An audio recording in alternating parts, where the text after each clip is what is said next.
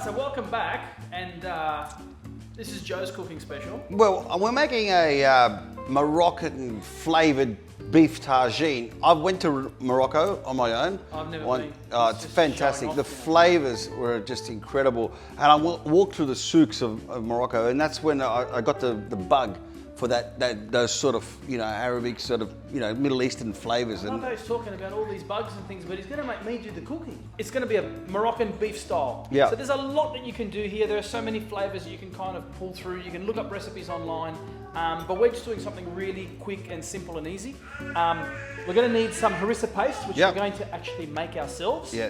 And that's thank you to the guys out at... Gur's house. Anyway, it's a fantastic place to get spices, ladies and gentlemen. I So just want look to it up. pronounce it properly and it'll come back to me. We've got some cinnamon because we're going to need that. Really, really important that you have some cinnamon. And then we've got the Rasa el Hanout.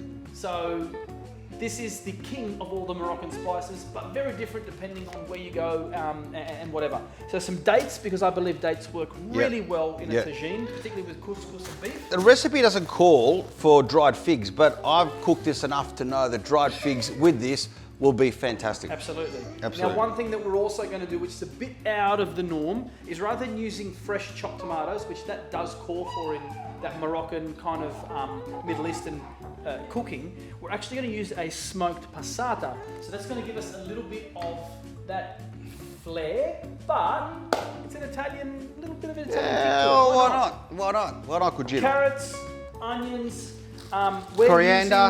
coriander for garnish.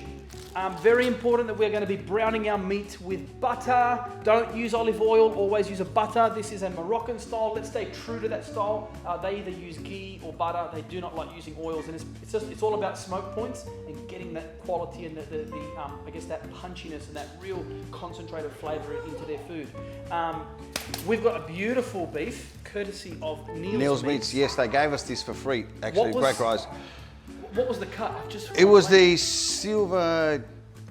It was the oyster blade. Oyster blade. Okay. That's right. So we're going to use an oyster blade, which is slightly more tender, a bit of a better quality, but it also means that we can cheat and not cook it for 7 hours. We can do it in about 2. Yes. Because I'm all about that. Like, I love slow cooking and whatever, but if we can... Well, it depends on the cut of meat, obviously. The tougher the cut of meat, the longer it takes to cook, right? So we've got a great cut, and it's not too fatty, it's lean enough, great proteins. Look at it. It's so beautiful. Look at this. Look at that intramuscular fat. That's going to render out, and it's going to do its gorgeous dance on all of the food. I've got a lot of intramuscular fat too, but no one ever talks about me like that. Get the butter on. I need you to start browning the meat, please. Yeah. Are you going to make the harissa? I'll make the harissa paste. Yeah. And I reckon we're going to need 2 tablespoons. So whatever you're doing with harissa paste, it's about volume. So if you're going to use 2 tablespoons of the actual harissa itself, use 2 tablespoons of some boiling hot water. Right. So the trick to making a great harissa paste is you have to firstly put 1 per 1 of harissa paste and boiling water. Absolutely. Once that's mixed up, then you add vegetable oil until you get the consistency that you want. That's what's very, very important when you're making harissa paste. It's almost like okay. And now you can go and buy harissa paste if you don't want to do that, but that's not what we're about, right? We're about making But another thing also, Anthony, is butter. Okay. Yes. You can just get any old butter. No, go for good quality butter. You will notice the difference. Absolutely, you will notice. The price point isn't that much more when you think about it. Not when it comes to butter. It could be like $3 or $4 more for the butter, but you will notice the difference.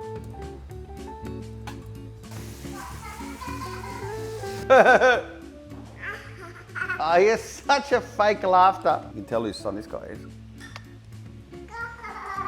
that how you laugh at Baba's jokes?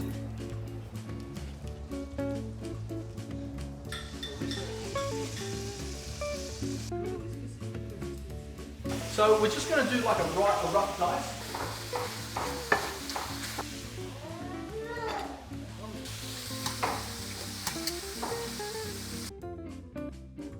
Every time Joe adds more meat, he adds more butter, because that is going to add the nuttiness, the flavour, the texture. This is what it's all about, being that Moroccan style that it's slightly heavy, but it is actually moreish, and the butter is what makes it that way. I'm just gonna rough chop the dates. Don't sit there and kind of, you know, whatever. These are pitted dates. Yeah. They're organic. As you're doing this, the dates do have a tendency sometimes to stick to your fingers, and if you try to get in there, you'll knock the top off, and it hurts. Have you ever done this before? Maybe once or twice. No, you haven't, have you? No, I haven't. No, I love how he says, oh, the dates have a tendency to stick to him, like he's done this before. This is how much of a bullshit artist my cousin is, but that's why he's great at what he does. And you don't really have to measure this one out. Do it by eye. Okay, I'm going to pop the top on this one here. This is a smoked passata from Dal Nonno, which, funnily enough, mate of yours. Yes, Who's exactly. not a mate of yours? He's not a mate of mine? I don't know. Like everyone we're seeing today is a mate of yours. Who's not a mate of yours? Well, that's, you know, that's one of the greatest things about, you know, what I've done over my 25 years of doing this. Oh, smell that. So these guys actually roast the tomatoes over wood and then they bottle it. That's different. Okay, so everything is going to go into a bowl. I'm going to pop all these aromatics. Sorry, I'm going to pop the veggies in here.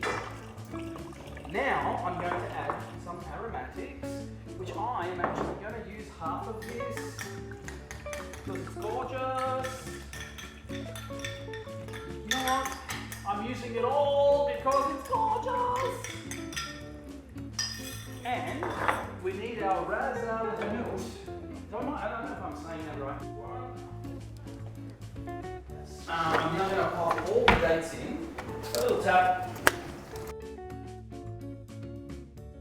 4 tablespoons of honey. Let's mix it all through. Come and have a look.